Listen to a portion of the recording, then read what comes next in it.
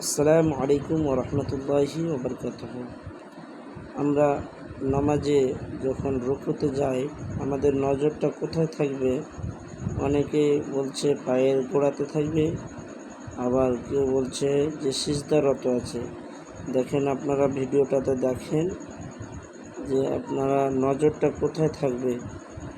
দেখেন, যেখানে সিজদা জায়গা থাকবে সেখানেই নজরটা থাকবে।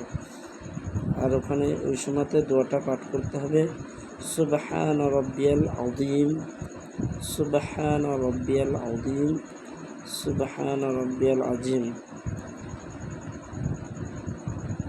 তারপরে আমরা সিজদায় যখন থাকি তখন পাগুলো আমাদের জমা হয়ে থাকবে, দুই পা জমা হয়ে থাকবে। দেখতে পাচ্ছেন,